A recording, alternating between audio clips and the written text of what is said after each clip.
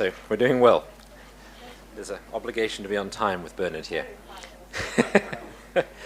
Okay, so it's my very great pleasure to introduce my long-time friend, and perhaps I'd say my longest-time friend on Cyprus, Lina Kasyanidou, who is probably, in some senses, the most interesting and important native Cypriot working on metallurgy and mining and many interesting things, which intersects entirely with things that Bernard has been writing on and talking about for nearly his entire scholarly career. And they've even managed to work together, which, as we all know, requires patience on all sides. So, I would like to welcome Lina to talk on her new topic, slightly revised for those of you who looked at previous programs, copper production in the late Cypriot through a glass darkly. Thank you, Lina.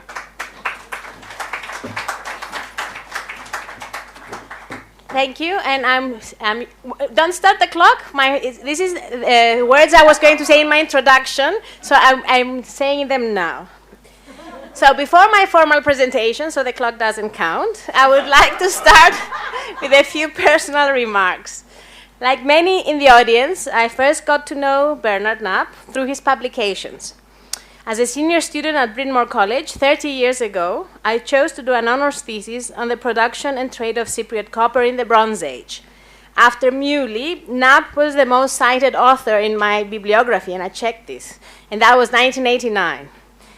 I got to meet him personally when he was organizing with Eugenia Herbert and Vince Piggott a conference entitled Social Approaches to an Industrial Past, the Archaeology and Anthropology of Mining. This took place at the Rockefeller Foundation in Bellagio, and it still remains the best conference I've been, and a memorable one. Not so much for the scientific section, but for the place we had it. This led in 1995 to the start of our collaboration within the framework of the Sydney-Cyprus Survey Project. Bernard invited me to study the mining and metallurgical sites. He thus gave me the opportunity to be part of one of the most innovative for its time interdisciplinary field projects, but also gave me the responsibility of designing the methodology and subsequently carrying out the systematic recording of the rich mining heritage of the area under study. And I was fresh out of college, out of my PhD, so this was, he put a lot of faith in me. During the Sydney-Cyprus Survey Project is when Politikophorades was discovered and subsequently excavated as a joint project between the University of Glasgow and the University of Cyprus, co-directed by Bernard and myself. I therefore have a photograph of Bernard digging in a specially chosen trench with nothing inside, not even slag. And he's even holding a piece of slag, and he even helps with photography. So, and of course, Forades remains unpublished. I will say it before he does, but I am on sabbatical next year, Bernard, and this is the #1 project. So we will be working again together, whether you like it or not. So after Forades came TASP, the last large field project on Cyprus, which Bernard co-directed with Michael Given, Jay Noller, and myself. And it is really a pleasure to see here so many members of both of these projects in which we work together, and to be part of this workshop is really a pleasure for me. And I welcome everybody here. It is like a small reunion back in Cyprus. So thank you, Sturt, for offering this, and thank you, Bernard. So now I will start my paper. You can start the clock. In 1896, with funding from the Turner Bequest, the British Museum excavated in Encomi more than 100 tombs filled with rich burial gifts. In one of the excavated areas, they came across the remains of a foundry, identified as such by the presence of a hoard consisting of ingot fragments, scrap metal, including casting jets, and a full set of metal smithing tools. From the very beginning, in other words, the excavations of Encomi, the most important late Cypriot site by far, brought to light a metallurgical or metalworking workshop. It is in the same area that they also found a complete oxide ingot, now on display in the British Museum.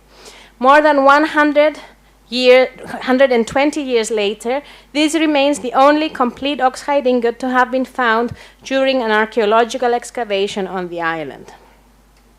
Such objects had already been found in 1857 at the site of Sera Ilixi in the island of Sardinia, as well as in Mycenae.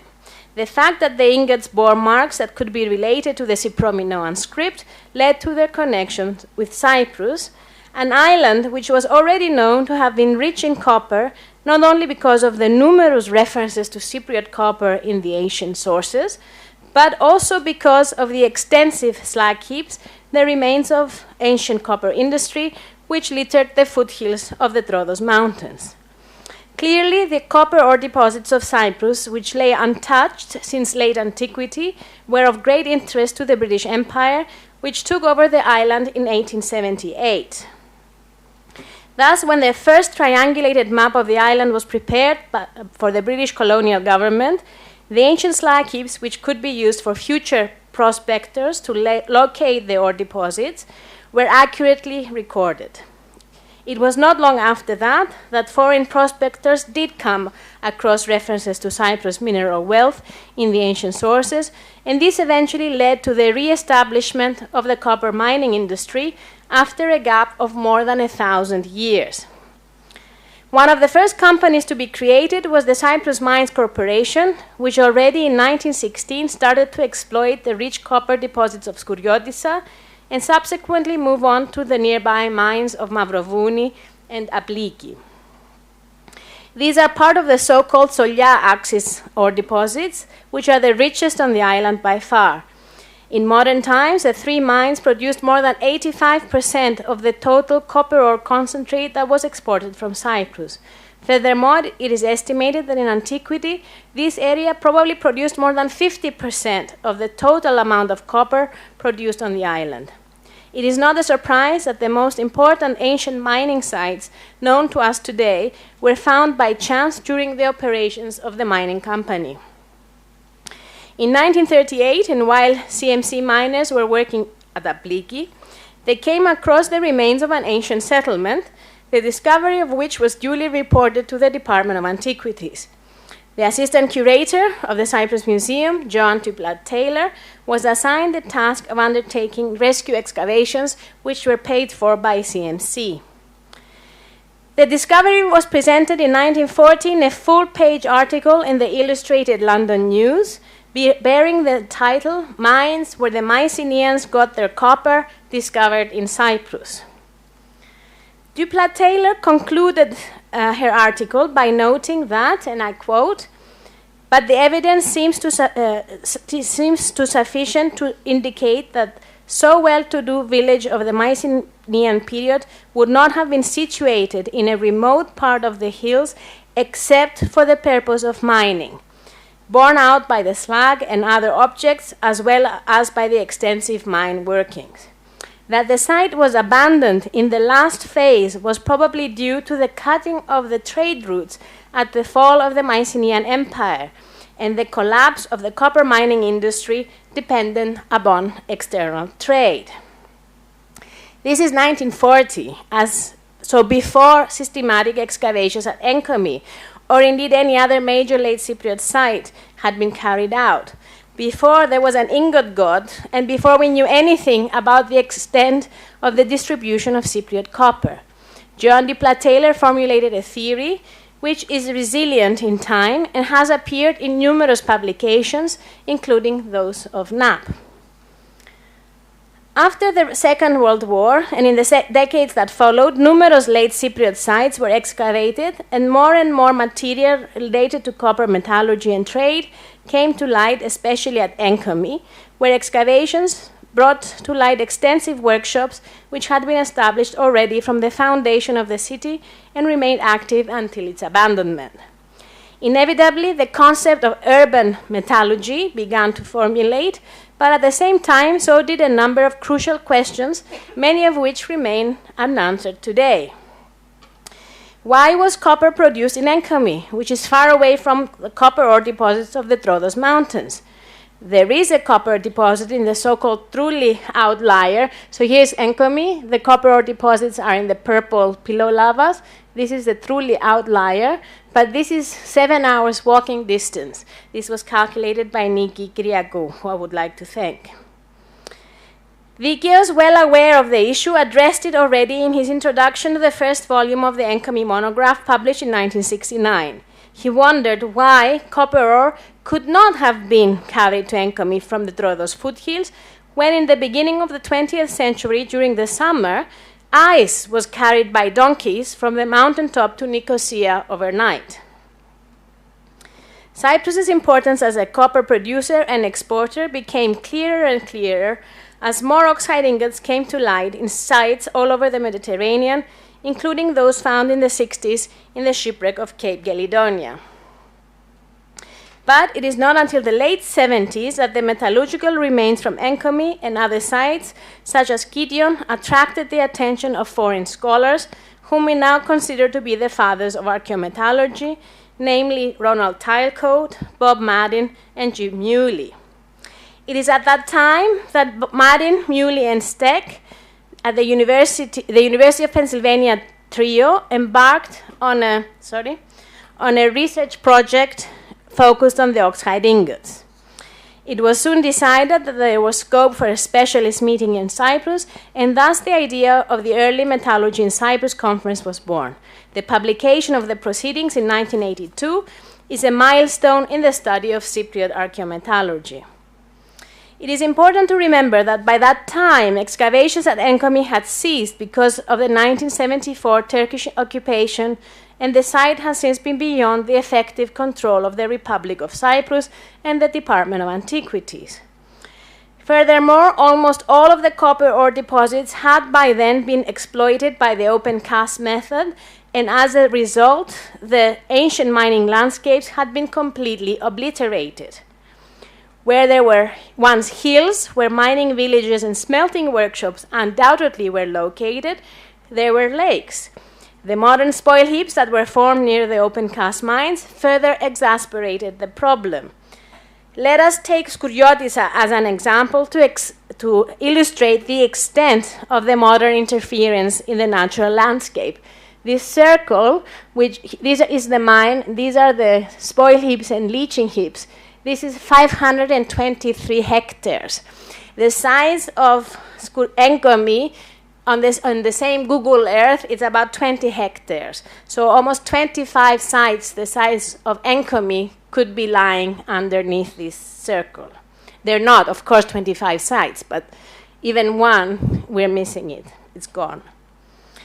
Thus, with a very few exceptions, hardly anyone was looking at the mining regions, and everyone that was interested in the late Bronze Age Cypriot copper industry was formulating his or her theories and interpretations based on the finds coming from the excavated urban centers, most of which are located on the coast or on the boundaries between the Troodos foothills and the plains.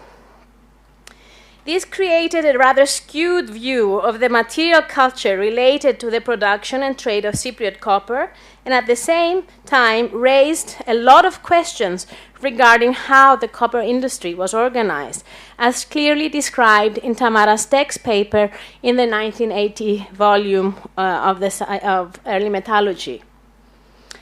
It is more or less at this point in time that Bernard Knapp joined in the debate.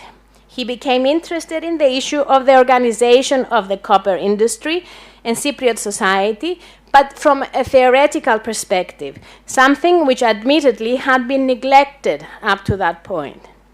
In a series of publications in scientific journals and small monographs, he offered his opinions regarding the organization of the copper industry, dismissing the idea that it was under religious control. This had been supported by some because copper workshops had been found in the precincts of sanctuaries in Kition and Athienu, and because two bronze cult figures were depicted standing on an oxide ingot. Knapp opposed this idea and suggested instead that, and I quote, "To organize and legitimize control over an island culturally, if not politically divided, developing elites established unequal access on essential resources or prestige goods, and adopted legitimizing symbols, e.g. miniature votive ingots, bronze figurines, and stands, clay cylinder seals, that enabled them to co-opt goods and labor ostensibly on the community's behalf for their own political and economic goal. I have further worked on this argument, saying that it is the adaptation of a new material, namely bronze, the alloy of copper and tin, which gave the elites of the coastal centers the advantage over the rest of the population. Bronze was comparable in mechanical properties to arsenical copper. Nevertheless, it was a preferable material because it enabled the smith to produce a more consistent and reliable alloy with which tools, weapons, and other objects necessary for all aspects of the economy were made. To produce bronze, and we have heard this before from Jenny, one needs tin, a metal that was not locally available, but could only be acquired through the international long-distance trade. I believe that the control of the import, and therefore access to tin, is what actually enabled elites to establish power over the rest of the population. And the same holds true for gold and silver, two precious metals which were also not available on the island, which were much cherished and sought after as status symbols. The control of access to these metals was equally important, if not more important, than the control of tin, because of their monetary value. It is not surprising, therefore, that Enkomi, the gateway settlement that was probably in charge of Cypriot copper trade, has produced the largest amount of gold ever to be found in a single tomb, as well as the most gold in general, but one may argue that this is because a lot of tombs have been excavated. But no tomb has, this is tomb 93 of the British Museum with all the gold that was found in it. In the 1990s, Knapp turned to landscape archaeology and initiated the Cyprus survey project, the aim of which was to examine the relationships among the exploitation of natural resources, especially copper mining and agriculture, the development of complex social systems, and the changes taking place in the physical landscape. Skizop made a real contribution to Cypriot archaeology of all periods, but for the scope of my presentation today, the discovery of Politikophorades is by far the most important. 100 years after the discovery of the first complete oxide ingot on Cyprus, and decades of debate about how the copper industry had been organized and how copper was smelted, we finally had access to a primary smelting workshop that could enable us to perhaps clarify some of the issues that remained unclear. Forades was discovered in 1996 by J. Noller, Skizop's geomorphologist, who was mapping the course of a small tributary of the Koufos River, and was subsequently excavated in the following 3 years. The most important result of the excavation is that we finally knew what to expect of a primary smelting site. Not only what sort of installations, but also how much material. For example, the excavation of an area less than 20 square meters, not hectares, brought to light 3 tons of primary smelting slag. We also recovered hundreds of furnace fragments and Duyere fragments and 50 almost complete examples. The slag was very characteristic plano-convex shape because the full contents of the furnace, namely the slag and the metal, were tapped in a pit. This is a textbook quality phthalitic slag, the result of a very efficient technology which was repeated at least 150 times over an unknown span of time. No architectural remains were recovered on the site. We found very few, We found very few sherds, but they enabled us to date the site to the late Cypriot I, and this matched the radiocarbon date, which kindly Sturt was in charge of. The ceramic assemblage included no cooking pots, nor any storage vessels. We hardly found any animal bones or any botanical remains.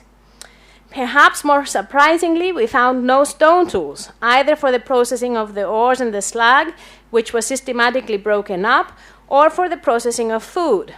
This is in stark contrast to the other 3 known mining and or smelting sites of different dates in Cyprus and abroad. This leads me to the conclusion that when operations stopped and the workshop was abandoned, anything that was still of use was collected and taken away, leaving behind just the industrial waste. Well, they also left something else, and this is this stone, our enigmatic conical stone. He's shaking his head already, but it does look like this one. It's smaller, and it was found standing up, and it is not a stone tool. I will leave it at that. You make your own conclusions, and you talk with Bernard in the coffee break. We have no idea how long the site was in use, but my feeling is that it was not a very long occupation, perhaps as short as a few seasons. The mud produced at Forardes would have to be converted into copper metal, and this second stage in the process does not seem to have taken place in the same workshop.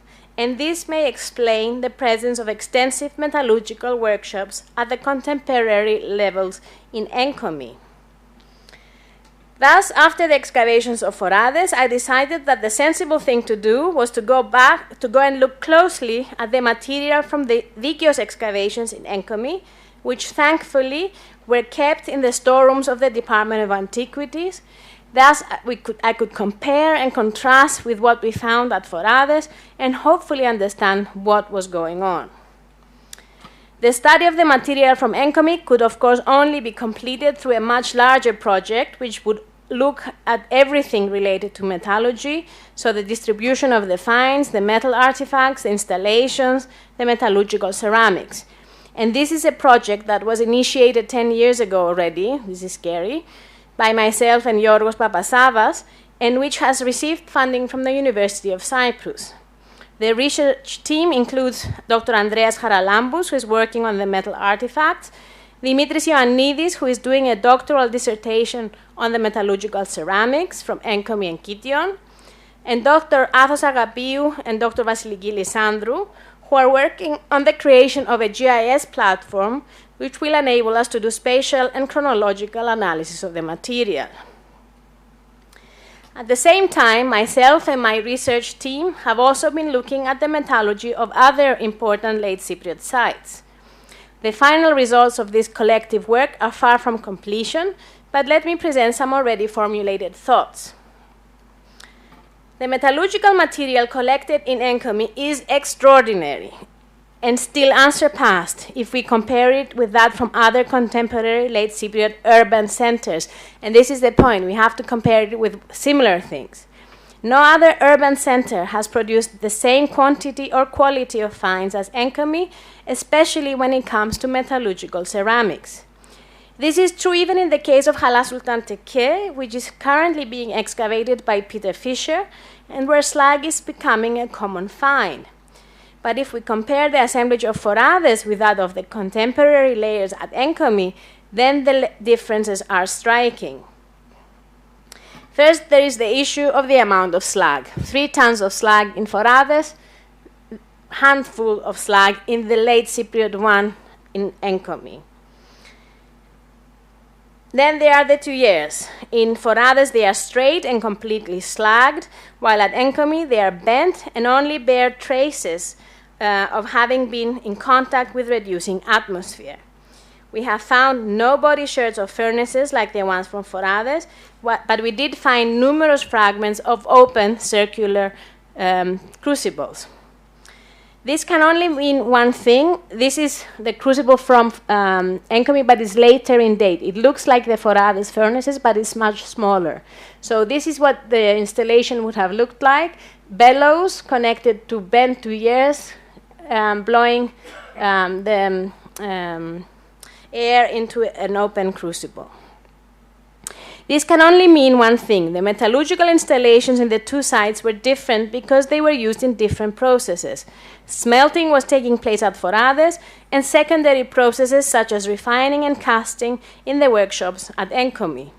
One thing which I have not yet done, but I'm hoping to do for the final publication of the excavations at Forades, and Bernard will start shaking his head now, is lead isotope analysis. No, not lead isotope analysis. We have to do them. We have to know if any metal from Forades makes it to Encomi. And we now have samples from all the layers in Encomi, and we can compare them with Forades. What I did do is to check the route that the copper, in whatever form was sent out, would follow to reach the coast. And this is, again, with the help of Niki Kyriakou. This is the least cost path from Politico Forades to Encomi. And if you compare it to this map, which is actually Lindy's, of the place of the forts along the late Cypriot I forts, is more or less the same route. So it does actually officially pass through this area, the route to get to Encomi. What about the subsequent period, namely the late Cypriot II or Bernard's Protohistoric Bronze Age II? By that time, the workshop at Forades had been abandoned, but this is when a minor settlement was established at Apliki. According to the lead isotope analysis, this is the mine which most probably produced all oxide ingots dating post-1450 BC. The only exceptions are the ones from Crete. Not all of them, but we have some in Crete from Apliki, and we're all now waiting for the new excavations in Antalya, where a new shipwreck has been found. Let's see. The workshops of Encomi were actually expanded at this time. So you see here late Cypriot I, late Cypriot II in the beginning, late Cypriot IIc. It's much bigger and much more expanded. Furthermore, in the period, there is a lot more slag, less metallurgical ceramics, but a lot of slag. Here, there is a whole slag dump in this period. And this is also true for Halas Sultan Tekke. It is in the later phases that most of the slag comes from, and there is quite a lot of it. This is last year's trace, and we visited again last week, and they're bringing out more and more slag. But still, not 3 tons of it. Lente van Bremt looked at the material from Agios Dimitrios, and her research had some interesting results. When the whole assemblage was examined, it turned out that it was actually not much compared to Encomi. Similarly, Alassa, which has produced one of the best preserved bellows, has hardly any metallurgical finds. Of course, this has largely to do with what has been excavated. This is Lente van Brent's map of the distribution of slag. And this is the large building in Calabasas. There's no slag there. The slag is in the central area, the southeast area, and a little bit here. Of course, this is not surprising. Nobody would smelt next to their nice administrative building. That's why we're not finding it in Alassa, where we now have another nice building, or in Maroni, where we have a nice building. It's when you move away from these sites that you perhaps will find the workshops. But at this stage, and with the finds we have at hand, neither site would be considered to be involved in the production of copper. The most extraordinary result of the work of the material from Agios Dimitrios is, in fact, the lead isotope. And again, this is, if somebody wants to debate it, but there's no doubt. We did analysis. Poor Noel Gale had done them. We questioned them, but we did a fresh set of analysis on the slag from Agios Dimitrios, and it comes from Apliki. It doesn't make any sense, but maybe it's telling us something, and maybe it's time that we hear what it is telling us. We can no longer dismiss them. We have to start trying to understand. We need to consider what they tell us regarding the organization of the late Cypriot copper industry, and perhaps what they do tell us is something we are not willing to accept. Although the tendency is to no longer see the island as a unified state in this phase of the Bronze Age, to me, and there's always discussion that all the different ports were exporting copper, to me, if you're finding Apliki slag in all the sites, it means that maybe, if not, maybe somebody is controlling the production. And it may be that there is so much copper ore in Apliki, that this is where they went to get it. Very good quality, and it's there sufficient. I think the textual evidence, that the production, although the tendency is to no longer see the island as a unified state in this phase of the Bronze Age, to me all this may indicate that the production and trade of copper was not left to each individual coastal urban center. I think that the textual evidence and the archaeological evidence show that perhaps it was run as an island-wide enterprise even in the later periods. This does not really affect Bernard's model of how it was organized. This is the latest one that was published in his 2013 book with the mine sites, minor settlements, towns, and then the ports. So this may still be the same, but who is controlling what and how it's going out may be something we need to consider. And with that rather provoking statement, I will finish my talk and wait for the comments. Thank you.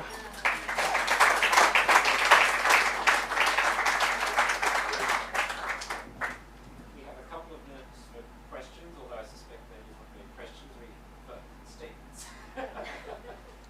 Anybody like to offer a comment or question? I've convinced everybody. Question that I asked her for you No, but I'm delighted.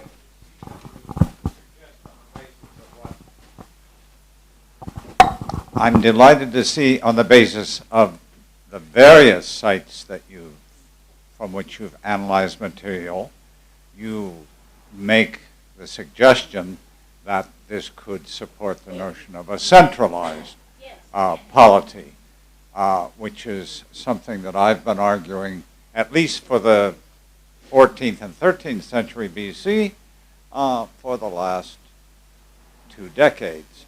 Prior to that, I did tend to support a regional model, but as you say, the majority view, or at least the people who shout loudest these days, tend to support the regional model.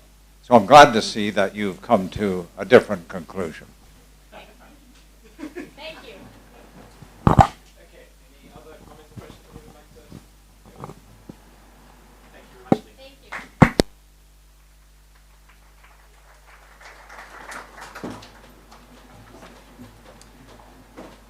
Okay, I remind you, of course, that we have a full day tomorrow, and I hope very much all of you, but many of you can come to that. But our last paper for today is by welcome back in a sense, now a Cretan, I think we would say, as opposed to a Cypriot.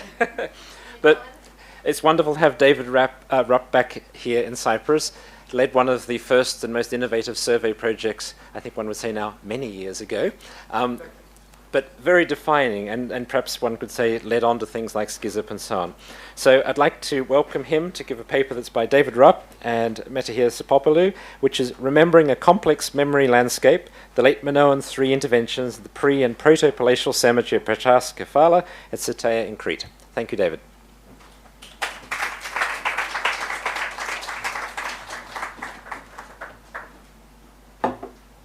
If I could claim unmeasured time for a few seconds to before my paper begins.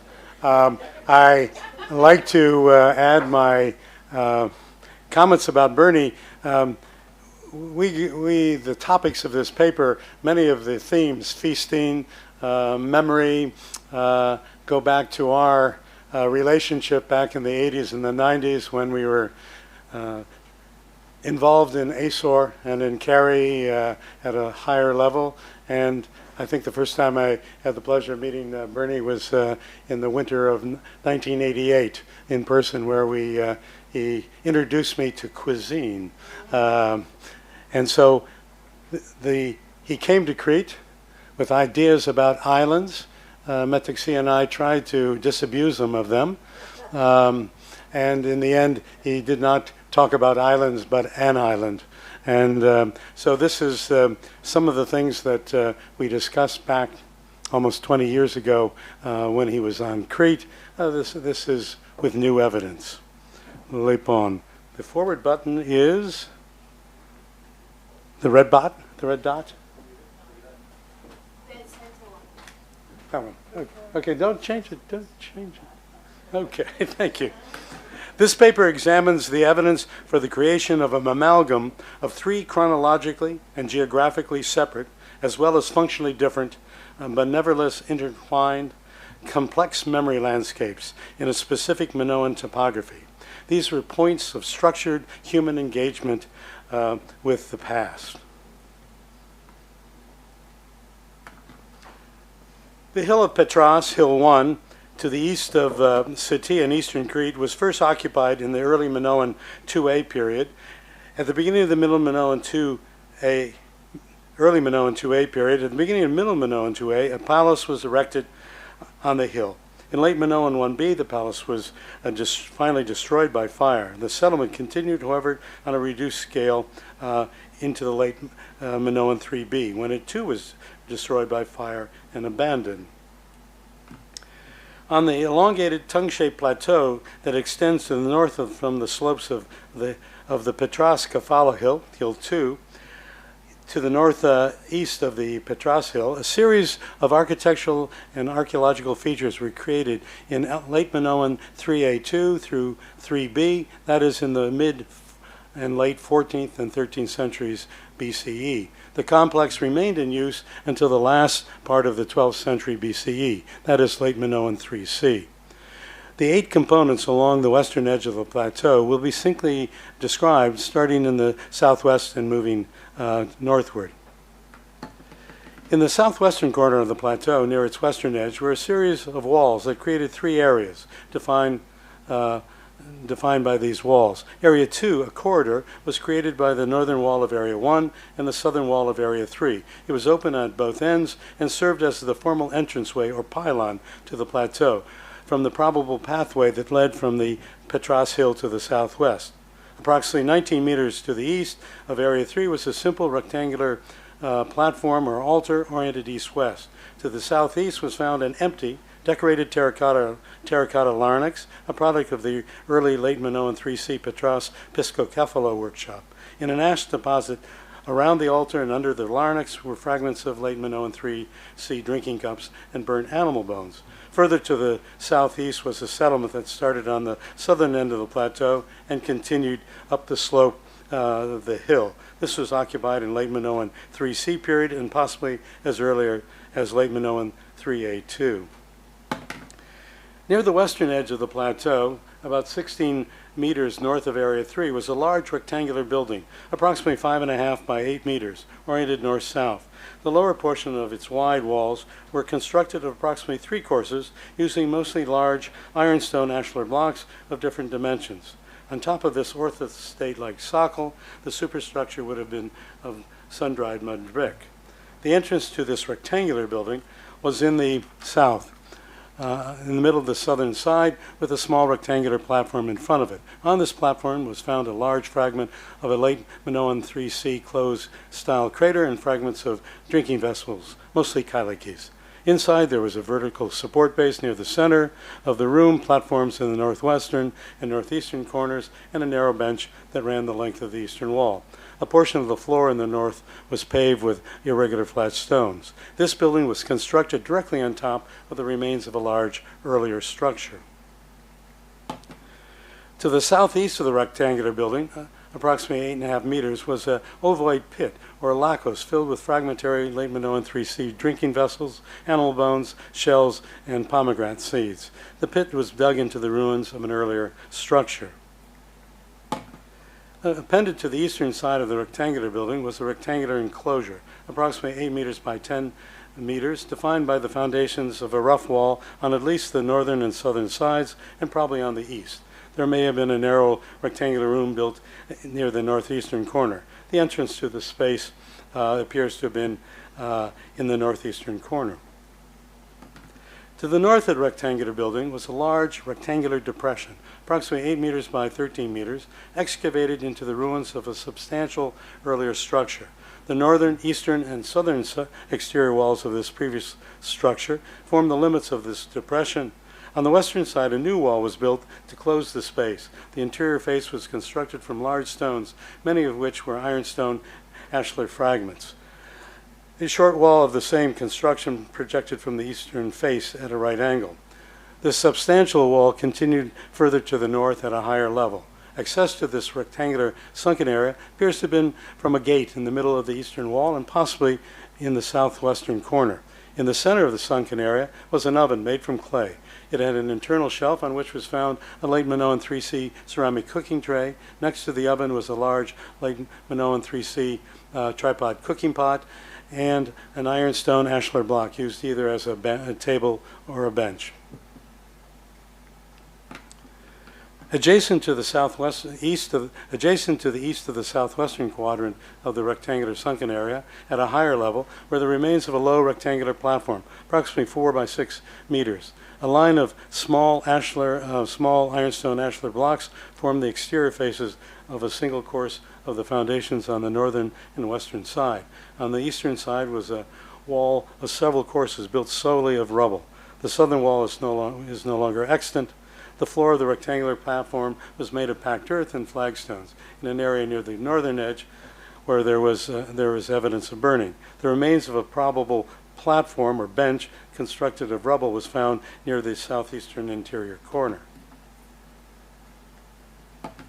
At the northeastern corner of the rectangular platform, against an exterior face, was an ovoid hearth with 2 late Minoan 3C Mycenaean-styled cooking amphora found in situ. To the north of the rectangular platform was a thin midden deposit with large limpet shells and plain LM3C drinking cup fragments. Slightly to the north, in the general area, were piles of stones and some late Minoan 3A2 ritual vessels found amongst them.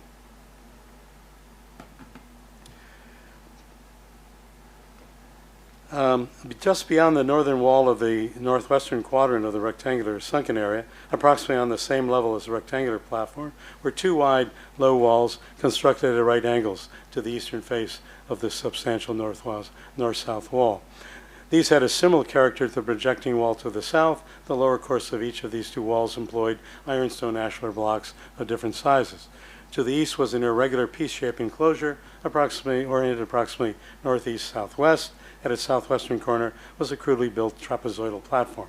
These 2 were built upon the ruins of an earlier structure. Further to the north were the partially preserved remains of a well-organized kitchen with 3 hearths and 3 or 4 pithoi, one of which contained burnt peas. The foundations of a wide wall constructed of 3 parallel lines of large, irregular stones resting on a base of smaller stones ran along the western edge of the plateau. In the south, there is evidence for it from at least the southeast western corner of the rectangular building. It extended at least 10 meters beyond the northern limits of the kitchen and probably even further to the north. There appears to have been a simple opening in this wall between the northwestern corner of the rectangular building and the southwestern corner of the rectangular sunken area, where there might have been a corridor or ramp leading upwards to the east towards the southern side of the rectangular platform.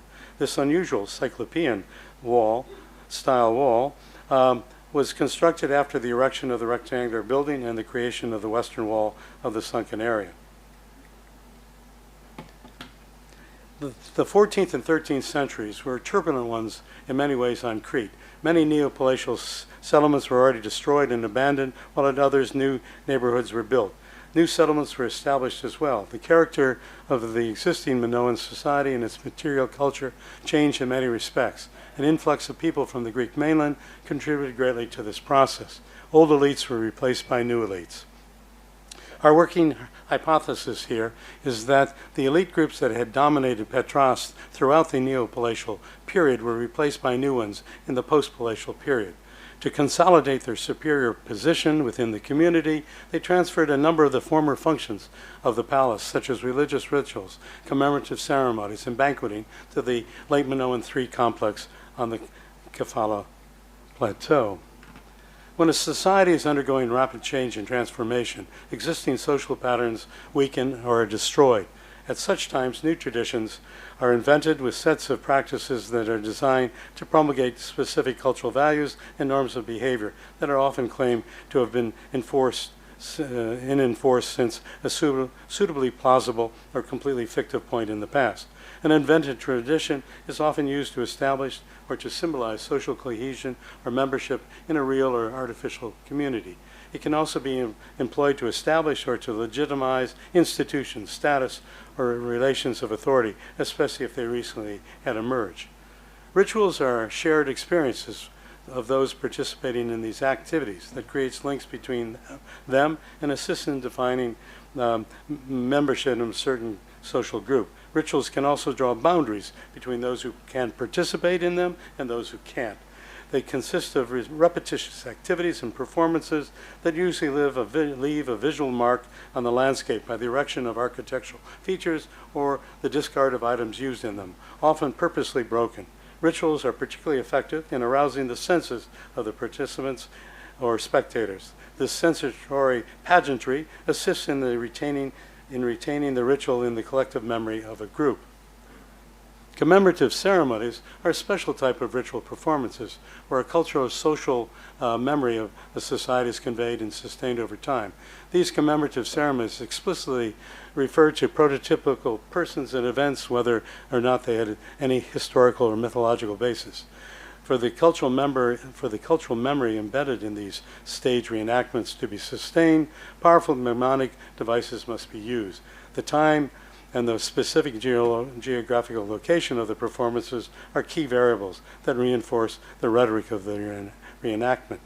Consumption is a crucial component of how individuals define themselves socially in terms of identity and image, both personally and as part of a group. Feasting is ritualized communal eating and drinking, which disrupts time by setting it apart from various practice of daily ordinary consumption. Feasting creates and fosters bodily memories through performances and sensorial effects. A mnemonic record is produced in the form of the deliberate hoarding and deposition of the remnants of the eating and the drinking. As a dramatic theater of the senses, feasting produces social and corporal memory. Thus, these rituals of commensality are closely linked with the dialectics of power.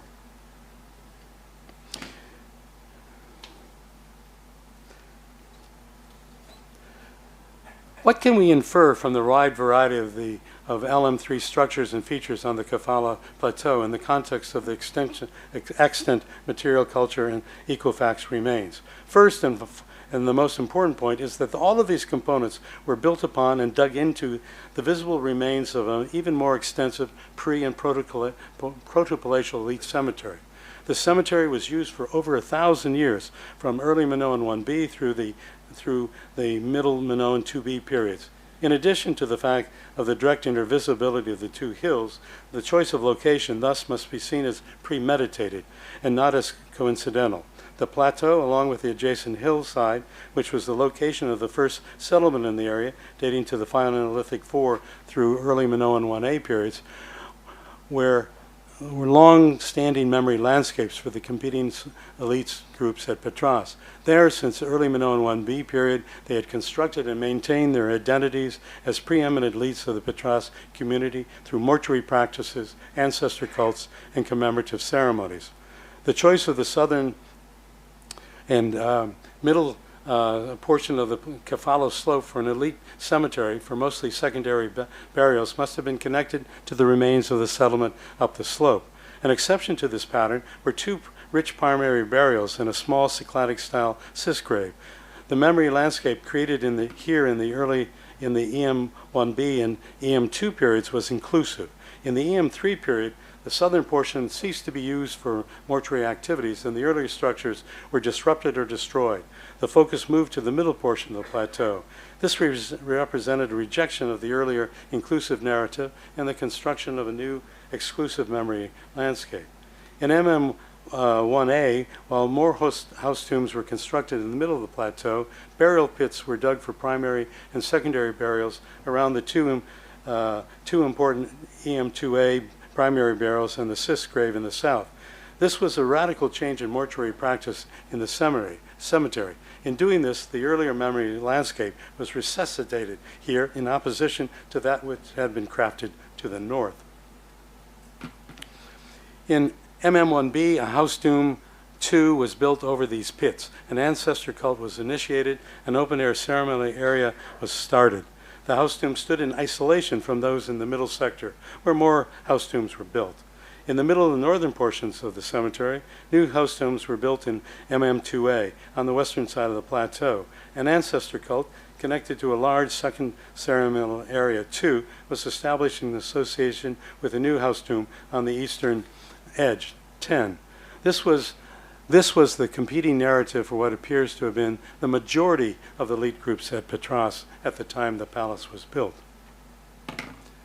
In Middle Minoan 2A, the ceremonial area 1, associated with the southern house tomb 2, was enlarged and formalized with a low wall on the northern and eastern sides and a tripartite facade as a backdrop on the south. 2 rooms were added on the southern side for the storage of ceramics used in the ceremonies associated with the ancestor cult. Low benches were built along the exterior faces of the house tomb. The elite social group responsible for the building of the palace at the beginning of Middle Minoan 2A may have used this memory-laden location as part of its strategies to support and to legitimize their claim to preeminent social political status in the community. By the end of the Middle Minoan 2 period, the cemetery is abandoned after a millennia of use by the elite social groups of Petras. The area for elite competitions was transferred elsewhere. Thus, the LM3 interventions at Kampala were imposed on and co-opted the remnants of the existing Middle Minoan 2 mortuary memory landscape to create a new and different one. Further, in doing so, they combined it with another one connected with the ruins of the MM2A to Late Minoan 1B Palace, visible across the ravine on the northern side of the Petras Hill, by the use of specific architectural forms and building materials. Now in one place, there was an amalgam of 3 chronologically and geographically separate, as well as functionally different, but nevertheless intertwined, complex memory landscapes. The use of ironstone ashlar masonry fragments in prominent positions in the rectangular building, in the western wall of the rectangular sunken area, and for its table in the center, in the visible sides of the foundations of the rectangular platform, and in the western walls in the northern area, were conscious acts of remembrance on 2 levels. First, such masonry was used primarily in the Petras Palace and only selectively in the elite residential structures of the Petras neopalatial settlement, such as House 2-1. Second, in the palace, this masonry was employed normally in areas of high visibility connected to the political, economic, and religious functions of the complex. Ironstone ashlar masonry was a signature feature of the palace and elite housing, and what these meant in elite Minoan society. Thus, the use in important buildings and spaces of kafala of these materials that had to be carried over block by block from the ruins of the palace and the settlement on the hill of Petras serve as mnemonic devices to deliver a dominant message. That is, that these buildings and structures were the valid successors to an earlier architectural statements of central power and authority, and therefore had similar meanings. The northern part of the palace was built on a substantial terrace faced with Cyclopean-style masonry. Further down the slope, above the embankment, was constructed a wall with at least 1 bastion built in a similar fashion. This Cyclopean terrace was clearly visible from the entrance to the rectangular building and from the flat area in front of the rectangular platform. The flimsy, so-called masonry Cyclopean-style wall that ran along the western edge of the plateau from at least the southwestern corner of the rectangular building to well beyond the kitchen, imitates and resembles, after a fashion, the earlier palatial terrace. In doing so, it sent another message. That is, the rectangular building, with its orthostates like ironstone socle courses, was the general equivalent of the palace, and that the person overseeing the activities that took place in it had a similar authority. As presented, the LM3 complex at Kafala Plateau was made up of a series of components, each apparently with different functions. The probable functions of these structures cannot be, and spaces cannot be determined with any precision on account of the limited degree of preservation and the general closeness to the surface of these remains. The architectural forms and internal arrangements of the structures, as well as the material cultural remains, do not suggest, however, that these had a domestic residential function. Taking a broader approach, involving rites and commemorative ceremonies based on invented traditions, along with commensality, can provide perceptive insights for the interpretation of the remains. The plateau was divided into two separate areas, each with different but most likely complementary functions. The rectangular building and the rectangular enclosure mark the northern boundary of the southern portion. At the southwestern angle, there was a probable pylon set in the middle of enclosing walls. It created a visually restricted and theatrical entrance to the entire area. From the spacious forecourt beyond it were two focal points, a small ritual area and a substantial structure of commensal activities. The ritual area had an altar and an adjacent empty terracotta decorated larynx. The ash deposits, along with the larynx, without any human skeletal remains, suggest that rites connected with ancestor worship may have been performed here. The larynx could have served as a cenotaph for the fictive founding ancestor of this new community. Was the placement of these two elements on top of the debris in the center of the Middle Minoan II ceremonial area 1, a space that was used for ceremonies and celebrations of an ancestor cult focused on the house tomb, fortuitous or purposeful? The location, size, and manner of construction, internal features of the rectangular building indicate that it was the principal structure of the entire complex. With the entrance on the south, it faced the settlement. Inside would have served as an arena for commensality among a limited number of participants sitting on a bench along its eastern wall. The presence of large closed-style craters and drinking vessels have similarities with the assemblage from Casa Ovest Una at Festos, which Elisabetta Borgna interprets as an example of restricted feasting with hierarchical relationships where they were reaffirmed and social ties among the elite strengthened. This, to her, typifies a mainland approach to commensality. The nearby Lakos, with debris from feasting, was a mnemonic record of these feasts. The structure could be interpreted as a proto-Andrion. The purpose of the adjacent rectangular enclosure is not clear at this point, as no diagnostic artifacts were identified with it. It may have been an area for assembly in connection with the rituals and ceremonies performed to the north. The northern portion of the complex had other functions. The clearly defined sunken rectangular area was clearly the central focus of the activities in this area. Its sunken trough-like configuration with baking and boiling facilities placed at the lowest point against a backdrop wall formed from fragments of ironstone ashlar blocks signals clearly its use in a community ceremony that was both open to spectators standing on the higher ground to the east and to the north, as well as restricted in the sense that access to the area was controlled by a gate. From this higher ground, the ruins of the palace and the settlement of Petros could be seen clearly in the distance. The kitchen at the northern limits of the complex may have served as an auxiliary space for preparing food for distribution among the participants in the ceremonies held in the sunken area. If so, this would be reminiscent of the nature of the contemporary deposits on the Acropole Mediana at Festos, which are interpreted by Borgna as debris from feasting among socially equal participants. The low rectangular platform, an unusual architectural form in post-palatial Crete, is an unusual form. Its placement very close to the eastern wall of the rectangular sunken area, the use of ironstone ashlar block fragments only on the western and northern sides, the solid rubble wall on the east and probably on the south, suggests that the means of access or entrance would have been from the north. The exact form of its superstructure is debatable. It may have had walls on 3 or 4 sides with a flat roof. The present partially preserved platform, a possible fragment of a bench near the southeastern interior corner, might suggest that the structure was a freestanding bench sanctuary. Aside from the hearth and with the cooking vessels along the northeastern external corner, no diagnostic finds were found inside the structure and none of a religious character in the vicinity. In the broad area, flat area to the north of the rectangular platform, the shallow midden likely represents debris associated with commensal activities connected with the platform and the hearth. Again, the small quantity of debris suggests that the consumption was either token or that it involved only a small number of people. Was the placement of this structure on the top of the debris of ceremony area 2, next to the ruins of the Middle Minoan 2 House Tomb 10, which was the focus of an ancestor cult, fortuitous or purposeful?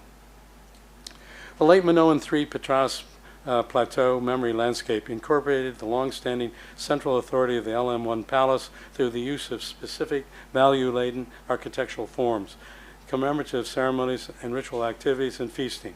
Although the complex mortuary memory landscape at Patras Kafala Hill had been remembered tangibly for over 2 millennia, in the end this strong sense of place was forgotten completely by the end of the LM3C period. No shrine or sanctuary was established there at the beginning of the Iron Age, as happened in the ruins of many other palatial sites on the island. No settlement returned to the slopes of the hill. The same was true for the Patras Hill. Only the presence of many stones there, Petras, denoted an unknown, forgotten, and buried past. Thank you.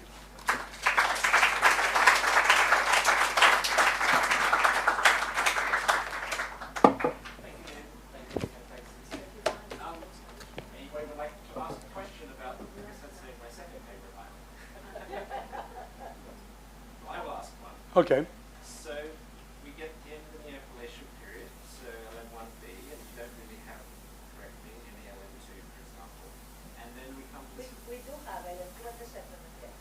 Not there, but on Hiluan there. But the memory idea, this is a gap effect, isn't it, between the Neopalatial before you come to the post-glacial. So, in a sense, how do you bridge that gap? You're building on Middle Minoan, but not necessarily direct. Well, as Metixia indicated, there is some late Minoan 2 material. There's late Minoan 3, and then the settlement stops. The evidence that we have is that the beginning of the complex was late Minoan 3A2. In other words, yes, there is a gap, but there's no indication of abandonment of the area. So we can't at this point, because we have no osteological remains, comment upon whether there was a new population, whether it's the old population, or whether it was a hybrid. So it is an issue, but we're not talking about a long period of time, something 25, a generation maybe, where there's a little. Okay. Any other comments or questions? Well, thank you very, very much, and thank you all for this afternoon. We start tomorrow at 9 within the cruise paper, which we will do tomorrow. Okay? And those of you who want to write something in the book, it's out there, either today or tomorrow. Do write some things for Bernard. Thank you very much for being here. Now we can catch our breath. When are we heading up? From here, straight.